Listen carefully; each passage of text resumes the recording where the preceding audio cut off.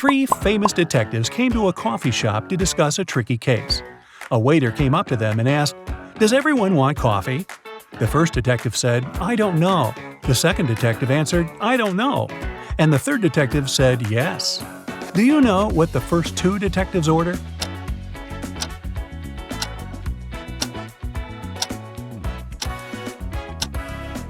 All the detectives ordered coffee. Each of them wanted to have this drink, but the first two couldn't know if it would be everyone's choice. If the first two detectives hadn't wanted coffee, they'd have simply said no.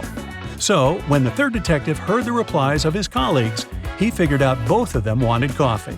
And since he was also going to take a cup, he said yes. Detective Mark Darson suspected one man of committing a crime. He decided to stake out his house. Not too far away, he spotted an artist setting up her easel. Apparently, she was going to draw the criminal's house. At one point, the detective had to go away to the police station. He asked the girl to call him if she saw someone entering or leaving the house. She agreed. When Mark came back in the evening, the artist told him she'd seen no one. The detective immediately understood she was lying. How did he figure it out?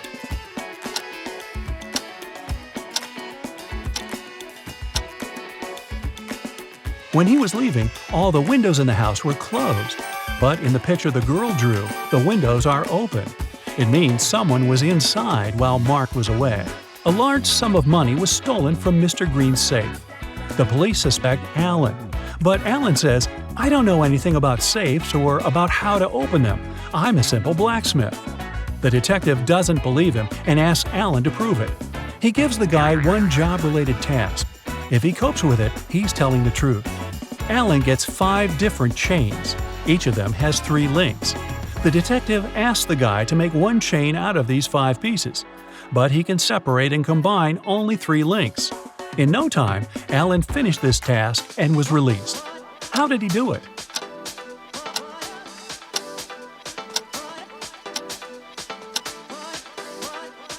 Alan separated 3 links of one chain and used them to connect the remaining 4 chains. Look at this picture and try to figure out who is an alien in disguise.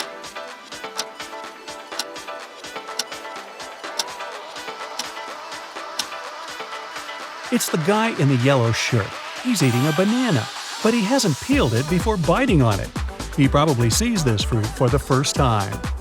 Bruce was walking along the beach when he found a glass bottle. The thing looked old, and the guy spent a long time trying to open it. Finally, he succeeded. To his shock, a genie rose from the bottle. "I'll fulfill your 3 wishes, but you aren't allowed to wish for more wishes." Bruce agreed, but still managed to get more wishes. How did he do it?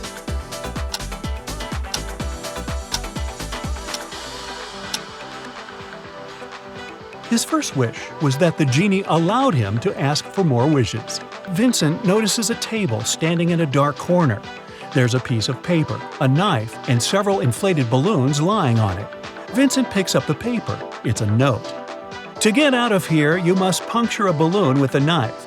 But if the balloon loses any air or bursts, you'll stay here forever." Vincent thought for a while, then he did something, and a hidden door opened in one of the walls. What did he do?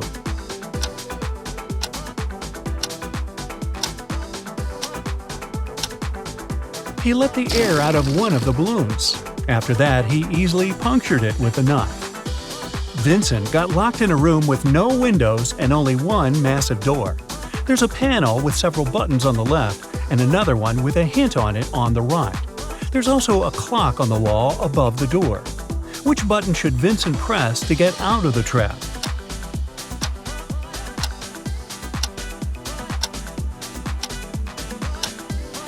The green triangle. The numbers on the panel represent hours. If you connect them on the clock face, you'll get a triangle. You've got a sack filled with coffee beans. You need to use this coffee to completely fill 2 other sacks of the same size. How can you do it?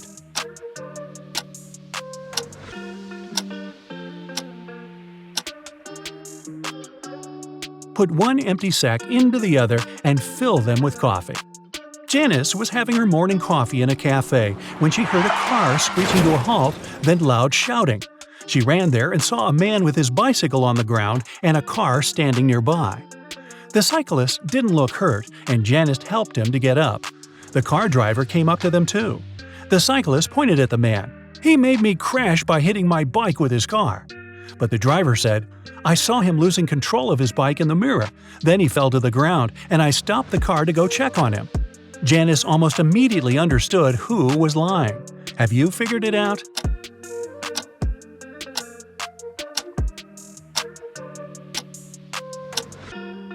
The car doesn't have side mirrors. There are also lots of things in the back seat. They block the view of the road. So the driver couldn't have seen anything in his rearview mirror either. He's lying. Can you move just one matchstick to make a square?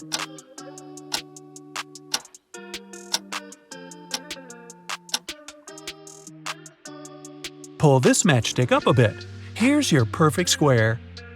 Several birds landed on trees, one bird for one tree. But in this case, one of them didn't have a tree of its own. Then they regrouped, with two birds sitting on one tree.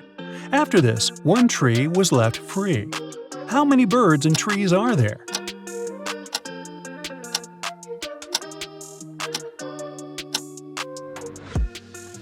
There are 4 birds and 3 trees. Look at these guys carefully. One of them lied when he said he hadn't painted the green smiley face on the fence. Which one is it?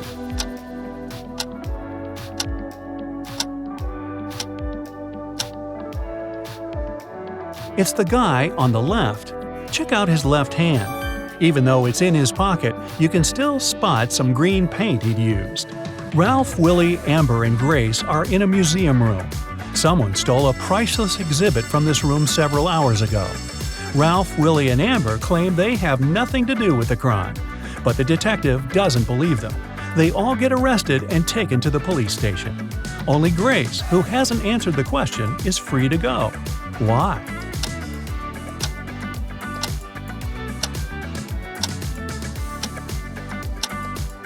Grace is the detective. One wealthy businessman was famous for always wearing a white hat. But one day, he came to his office with a bunch of fruit on his head. His employees were shocked, but they didn't dare to question the man. The situation repeated the next day. On the third day, the businessman's secretary plucked up all his courage and asked what was going on. The man answered, "That's because I lost a bet. I haven't fulfilled it yet, but I'll do it today. There's no need to order lunch for me." What did the businessman have to do to fulfill the bet?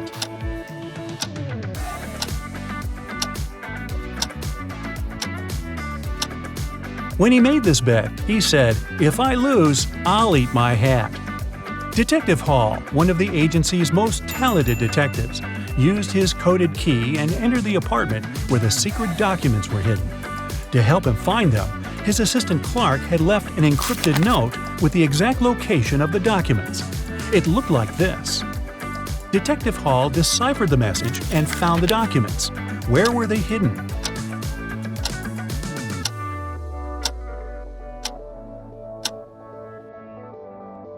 The note says, "Under the carpet in the studio." The detective just read it backwards and ignored the spaces between the words. The door opened and Vincent got into a dimly lit hall. There, he saw one more door, but this time, both the lock and the key were hanging together on the same chain. But after examining this system for a couple of seconds, the guy understood he wouldn't get out this way. Why?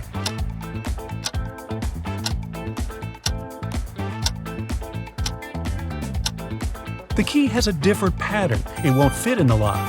Vincent needs to look for another way to escape. Detective Marcus and another passerby became witnesses of a car accident. A man, hit by a minivan, was lying on the ground, unconscious. Marcus rushed to the nearest cafe to call an ambulance. When he got back, the passerby told him the man had turned onto his back but hadn't come to his senses. After looking at the scene for a couple of seconds, the detective said, "You'd better return everything you've taken from this man." Why did he say so?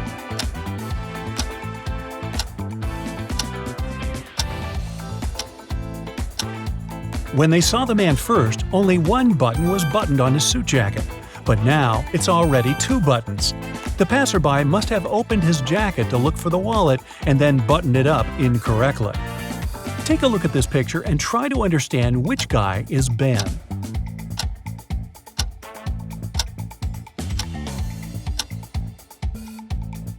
Ben is the guy looking for something on the floor. He's the only one not wearing his shoes.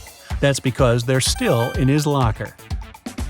Mr. Bernard, a famous inventor, lived on the 6th floor of an apartment building. After long months of work, he finally created a time machine. He packed lots of food, water, and other necessary stuff and was ready to test his invention. He set the timer so that the machine took him 500 years back into the past. Mr. Bernard was about to press start when a thought came to his mind. He took the mechanism and carried it to his garage that was on the 1st floor. Why?